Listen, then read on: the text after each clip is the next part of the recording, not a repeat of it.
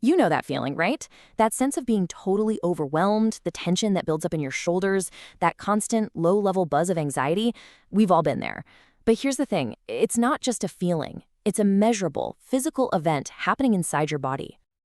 So, how about we dive into the science behind that stress? In this explainer, we're going to uncover not just what's happening to you, but also the powerful built-in tool you already have to switch it all off. Welcome to the art of stillness. Here's our game plan. First, we'll tackle the problem, what stress is actually doing to your body. Then, we'll look at the pretty serious consequences when that stress just doesn't stop. After that, the good part, the antidote, your body's very own off switch.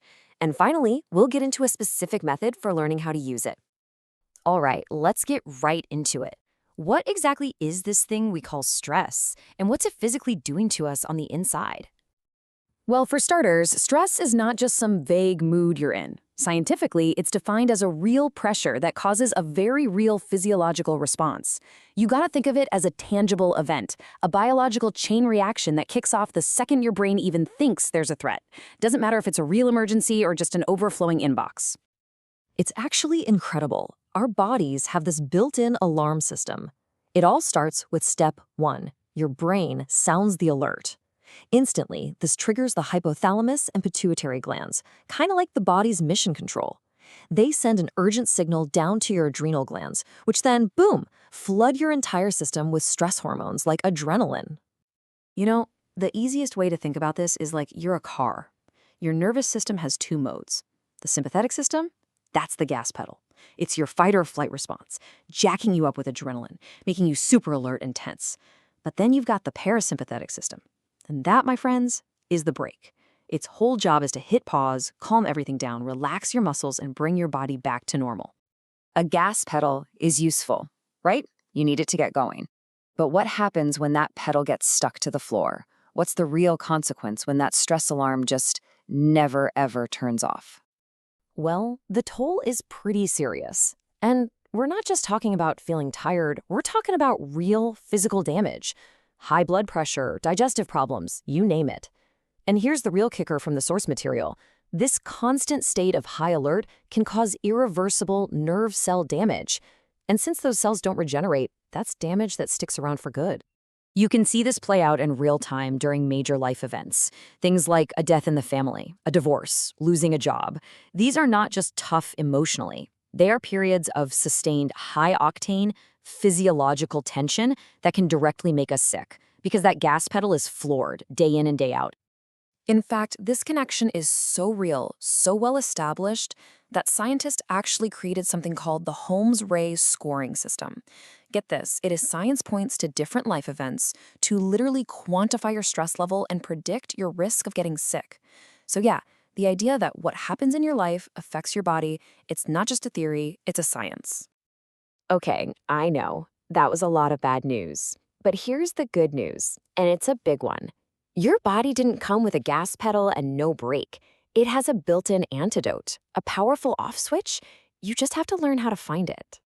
This brings us to the work of Dr. Herbert Benson, a pioneer in this field.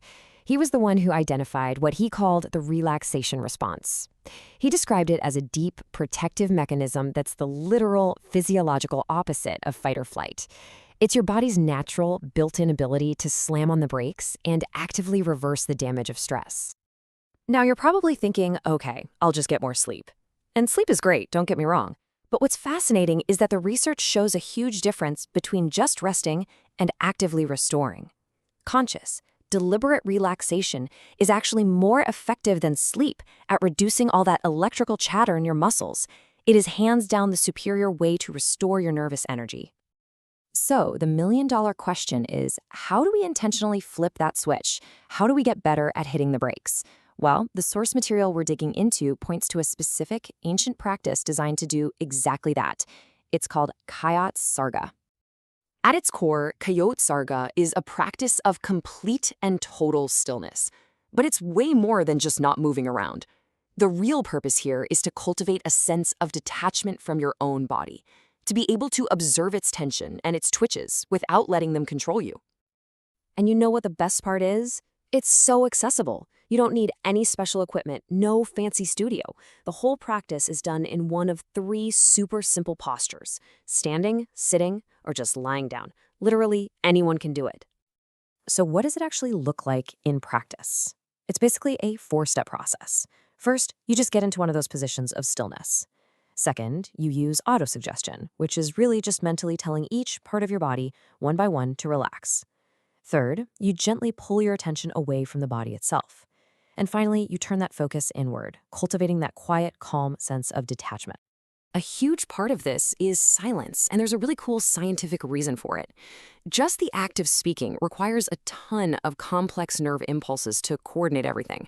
So when you practice silence, both out loud and, the chatter inside your own head, you are actively conserving that precious nervous energy. You're letting the whole system recharge.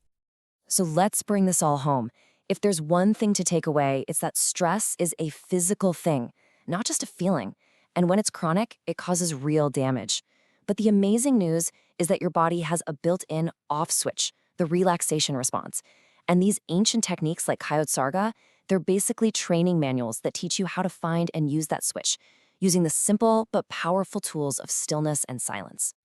Which leaves us with one final thought to chew on. In a world that is constantly screaming at us to do more, be more, act faster, could it be that the most powerful answer of all is to simply and consciously choose to do less?